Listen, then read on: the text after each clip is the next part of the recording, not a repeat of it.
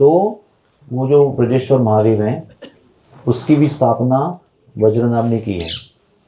कि वज्रनाभ ने स्थापन किए हुए स्थान प्राचीन स्थान है, अति प्राचीन। वज्रनाभ ने ब्रज की बहुत विशेष मूर्तियों का स्थापना किया। जैसे फॉर एग्जाम्पल 4 देव उन्होंने बनाए। मथुरा में केशव देव, वृंदावन में गोविंद देव, गोवर्धन में हरिदेव और दक्षिण में बलदेव। 4 देव। फिर 4 देवियों का नाम मुझे याद नहीं, वो भी पार्वती के अवतार 4 जगह पर रखे हैं। फिर 2 गोपाल बनाए, एक साक्षी गोपाल और एक मदन गोपाल। फिर मदन मोहन जी, गोविंद जी, गोपीनाथ जी भी बनाए और गरुड़ गोविंद बनाए। 4 महादेव बनाए, भूतेश्वर महादेव, वृंदावन में गोपेश्वर महादेव, गोवर्धन में चक्रेश्वर महादेव, कामवन में कामदेव कामेश्वर महादेव। और क्या बताया मैंने आपको? लाडली लाल के विग्रह बनाए, रेवती बलराम के विग्रह बनाए जो उच्चे गांव में है। रेवती शादी किया ना बलराम से, तो रेवती जी का ललिता का बहुत फ्रेंडशिप है। तो शादी करके नए नए दूल्हे को, हस्बैंड को लेकर वो ऊंचे गांव आई थी, कुछ निवास किया था, इसलिए उसके उपलक्ष्य में वहां पर रेवती बलराम के विग्रह उन्होंने बनाए और स्थापन की वज्रनाभ ने। तो ये ब्रजेश्वर महादेव भी वज्रनाभ ने बनाए हुए हैं। और वज्रनाभ ने बनाए हुए इस स्थापन किया, मतलब ब्रजेश्वर महादेव थे पहले से, उनका विग्रह स्थापन किया गया, क्योंकि वो भगवान के लीलाओं की समाप्ति होने के बाद में हुआ कार्य है ना ये। लेकिन ब्रजेश्वर महादेव पहले भी थे और वो वृषभानु महाराज की तपस्थली है। वृषभानु महाराज वहां पर तप करते थे। कुछ लोग कहते हैं कि उन्होंने कामेश्वर महादेव का पूजन किया राधा रानी को प्राप्त करने के लिए, कुछ लोग कहते हैं कि ब्रजेश्वर महादेव का पूजन किया। लेकिन दोनों ही तरफ से ब्रजेश्वर महादेव पाडर वन, रावण वन में है, जहाँ पर हम लोग कहते हैं उसको पाडर वन, रावण वन कहते हैं। और वहां पर ब्रजेश्वर महादेव के पास वृषभानु महाराज ने तप किया था। अभी कुछ साल पहले, पता नहीं 40, 50, 100 साल भी हो सकते हैं, एक किसान उस खेत में जहां पर वो है अभी आज, अपना खेत जोत रहा था हल लेकर। तो जब वो उधर आया उस जगह पर, तो उसका हल अटक गया। तो उसने लगा, खुद कोशिश किया, तो कैसे भी करके हल मुक्त कर दिया और देखा तो उधर उसको शिवलिंग दिखाई पड़ा। तो उसको लगा ये खेत में शिवलिंग करके क्या फायदा है, इसको कोई अच्छी जगह पर लगाएंगे तो लोग दर्शन करेंगे, लाभ लेंगे, तो ये खेत में कौन आएगा दर्शन करने के लिए। इसलिए उसने उसको उखाड़ने का प्रयास किया। तो उन्होंने तब से लेकर सूर्यास्त तक उसको खोदने का प्रयास किया, बहुत खोदा। फिर विश्राम कर लेना, कल खोदेंगे।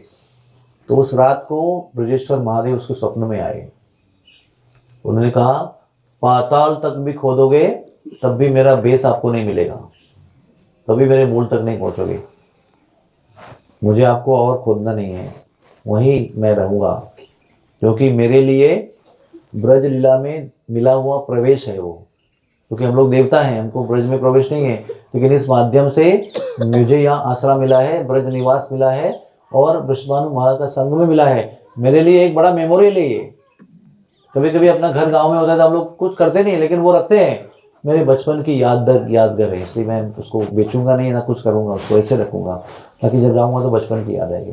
तो शिवजी महाराज स्वप्न में ब्रजवासी को बता रहे हैं कि मेरे ब्रज लीला का प्रवेश की स्मरणिका है, ये स्मृति है। तो उधर ही मंदिर बनाया गया, जो आज भी खेत में है कि नहीं। हाँ, ऐसे वो महान ब्रजेश्वर महादेव है, सभी इच्छाओं को पूर्ण करने वाले हैं। वो कौन से वन में है? पाडर वन में है, और रावण वन उसके आगे है। तो पाडर वन की लीला क्या है? पाडर वन में सब गोपियां फूल बीनने आती हैं। जब फूलों का उत्सव होता है तो पाडर वन एक वन है अनेक वनों में से। जैसे कुसुम वन है, कुसुम सरोवर का, वहां पर भी वो पुष्प बीनने आती है। वैसे पाडर वन पुष्प बीनने के लिए बहुत फेमस वन है। और रावण वन की लीला क्या है? सब गोपियों ने भगवान को वहां पर रबड़ी खिलाई थी, इसलिए उस वन का नाम है रावण वन। हरि बोल। हमने सुना था राबड़ी देवी, कनेक्शन वैसा ही है उसका रबड़ी के साथ। तो जो मैंने कल आपको लीला बताई थी, वैसी लीला वहां पर हुई है। तो वो ब्रजेश्वर महादेव के वन में एक बार कृष्ण आए और कृष्ण आके उन्होंने मुरली बजाई। जैसे मुरली बजाई तो बादल प्रेरित हो गए, वो इकट्ठा हो गए, उन्होंने वारी बिंदु वर्षाव करना शुरू किया। वारी बिंदु जैसे ही गिरने लगे वहाँ पर मोर आए और मोर नृत्य करने लगे। जब मोरों को नृत्य करते हुए देखा, बादलों की प्रेरणा बढ़ी, बादल और बरसने लगे। कृष्ण को और उत्साह आया और जोर से मुरली बजाने लगे, बड़े उत्साह से। गोपियां भाग भाग के आई मुरली की आवाज़ सुनकर और दूर से देख रही हैं। तो बाद में इतनी घनघोर वर्षा वहाँ पर हुई कि भगवान के सारे वस्त्र भीज गए, मुरली भी भीज गई, लेकिन बांसुरी वो मुरली जो है वो बजती रही, भगवान बजाते रहे। तो गोपियों ने वहाँ पर एक सुंदर वाक्य कहा है, इतनी लीला, ज़्यादा लीला नहीं, इतनी लीला है। गोपियों ने कहा, देखो देखो इस मुरली का भाग्य देखो कितना है, इतने माता पिता कितने धन्य है इसके कि हम लोग रात तक तड़पते हैं इनको मिलने के लिए। ये दिन भर भगवान से ओठों से लगी रहती है। इस अधरामृत को प्राप्त करने के लिए हम रात तक तड़पते हैं, दिन में हमको विरह होता है, ये दिन में रात में उनके ओठों पे लगी रहती है। और भगवान अपने अधर का जो अमृत है वो उसके अंदर डालकर पूरे विश्व को संचालित कर देते हैं। और देखो देखो इतनी गीली हो गई है, फिर भी भगवान के ओठों को नहीं छोड़ रही है और बजना नहीं छोड़ रही है। इसके छिद्र के माध्यम से भगवान अपने हृदय का जो प्रेम रस है अपने होठों के माध्यम से इसमें डालकर इसके माध्यम से विश्व में दे रहे हैं। कितनी भाग्यवान है ये मुरली। ये मुरली के माता पिता कौन है? बैम्बू, नदी किनारे जो बैम्बू होते हैं ना, वो उसके माता पिता है। बस हमारी लीला यहाँ समाप्त होती है। Hare Krishna Krishna Krishna Hare Hare, Hare Ram Ram Ram Hare Hare. Thank you very much.